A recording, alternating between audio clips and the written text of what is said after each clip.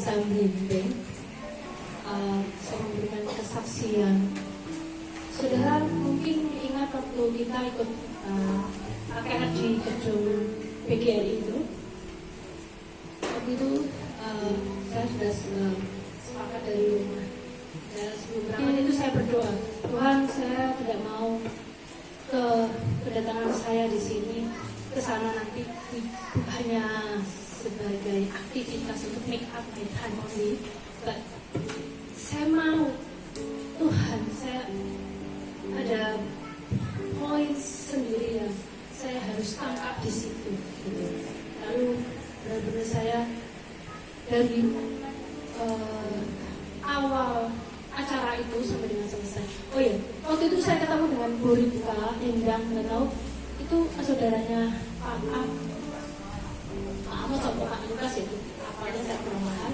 Di situ kami ketemu, waktu itu dia bilang, ini duduk di depan. Tidak mau saya ini apa? Saya ini orang berdosa, kebanyakan dosa. Aku tak duduk di sini saja gitu. Udah waktu itu, tapi saya sungguh-sungguh pujian saya nikmati dan saya renungkan setiap kata-katanya itu sampai ya Tuhan Yesus itu baik untuk hidup saya. Dan akhirnya saya pulang, singkat kata saya ketemu Mbak Rika, kami ketemu di gereja Karangbae. Di situ saya ngobrol-ngobrol karena saya pikir hanya sebuah reuni ketemuan saja karena kita sudah mengenal dari waktu kita SMP. Sebenarnya itu bukan teman maksudnya bukan teman seleting ya, itu temannya kakak kandung saya dan saya hanya kita saling mengenal saja di situ. Lalu kita bicara-bicara, terus saya bilang di sini, Mbak, kayaknya pertemuan ini ada maksud Tuhan ya. Lalu kita cerita-cerita, dia bilang gini, ketika saya mau bilang, kamu harus ketemu Pak Amos gitu. Oh iya, gitu. Apakah dia punya waktu? Saya berpikir kalau di luar negeri itu make appointment sama orang itu kayak susah sekali. Jadi apakah dia bisa ada? Apakah dia punya waktu gitu? Ada, nanti tak bilang gitu. Saya di situ sinis sekali ya, karena kan Pak Amos pelayanan padat ya gitu. Lalu Mbak Rika itu mau pulang ke Jakarta, terus dia panggil saya, ini Pak Amos sudah datang dari itu dia pulang pelayanan, lalu kita ketemu. Terus saya emak dia, ada apa Mbak? Papa, tujuan saya kesini, saya tidak mau tanya apapun, saya cuma gini, tujuan kesini, kalau Bapak melihat saya butuh wejangan, saya butuh nasihat. Kira-kira nasihat apa yang Bapak ingin sampaikan kepada saya? Akhirnya kita ngobrol di situ. Ternyata dia tahu ya, saya ini itu tahu. Ya benar, saya mengakui. Pembicaraan kami itu seperti menelanjangi dosa dan menelanjangi iblis itu. Saya tidak pernah merasa malu mengaku apapun dosa saya. Saya tidak pernah gengsi. Saya salah sama anak kecil saya berani minta maaf. Saya tidak peduli. Saya tidak perlu cakap Inggris. No. Lalu di situ Pak Mas bilang gini, Mbak Yeni, nanti kalau pulang ke Hong Kong, nanti Mbak Yeni harus baptis lagi. Saya sudah baptis. Waktu itu kelas berapa? Kelas umur 12 kayaknya gitu. Gak apa-apa. Istilahnya baptis ya, sebenarnya itu mungkin yang lebih tahu ya, itu pentahiran. Terus nanti di Hong Kong diminta dibaptis lagi sama pendeta ini. Nantinya terjadi juga. Lalu saya gini, Pak, saya tidak mau nunggu lama. Saya mau pulangnya masih bulan depan gitu. Terus nggak apa-apa kalau di sini ada yang melayani gitu. Akhirnya saya mau melayani Mbak Yeni, tapi di mana? Oh ya, ada sungai dekat sini, ada Pak di kampung saya kan gitu. Malu Pak, jangan di sungai depan saya. Mendingan saya di desa sana loh kali gitu.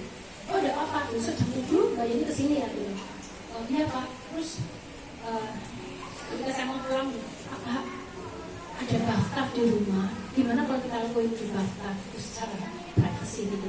Oh iya gitu. Jadi Pak Amos itu dengan rumah saya sama dengan istrinya. Di situ saya dilayani, ditahirkan kembali.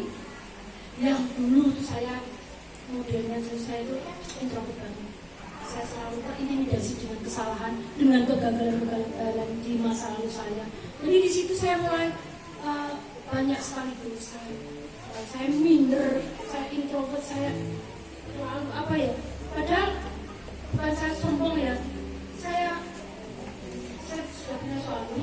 Padahal secara materi atau apa itu saya tercukup. Tapi kenapa saya merasa minder, masih merasa takut dan khawatir.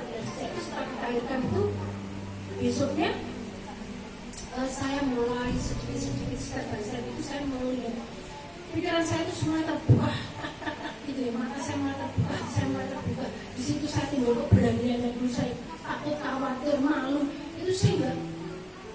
Semakin kesini semakin saya bebas gitu, karena ikatan benang merah yang untuk dari nenek moyang atau orang tua itu kan sudah dilepaskan ya waktu itu pentahiran itu. Jadi saya mulai terbuka pikiran hati saya gitu, mulai berani. Dulu waktu di gereja cuma sekedar rutinitas gereja atau potongan biasa, tapi sekarang sejak saya ketemu sama Pak Amos dan beribadah di Karangpain itu, saya mulai ada perubahan. Gak peduli, saya gak mau saya joget itu, gak mau saya teriak puji Tuhan itu, saya gak mau lagi. Di situ pertolongan Tuhan, jadi kayak dikuliti si iblis itu, ditelanjangi dosa-dosa. Dan ada ini cerita lagi bahwa taburan, ada pernah saya menabur buruk dan menabur yang baik. Ketika pernah ini dulu itu kan bapak saya itu kan banyak ceweknya ya. Yaitu mungkin karena yang saya terima, yang saya dapat dari orang tua, sehingga nikah itu gagal. Tapi ketika saya melepaskan pengampunan kepada si cewek itu, meskipun keluarga saya belum menerima, saya melepaskan pengampunan. Oke, enggak apa-apa, dek, duduk, karena yang diberikan bapak itu masih, iya itu urusan mbak, boleh itu aja. Itu mungkin merasa bersalah ya sama keluarga saya karena dicintai oleh orang tua saya. Tidak apa-apa gitu, itu untuk ibu begitu aja gitu. Saya sebelum berangkat ke Hongkong itu mulai membuka hati. Saya harus melepaskan pengampunan untuk siapa saja gitu. Orang yang besar kepada siapa saja gitu. Itu kepada saya gitu. Akhirnya ketika saya di sana saya ketemu dengan Pak Bule yang sekarang jadi suami saya itu. Pertama kali saya ketemu Pak Bule itu saya kerja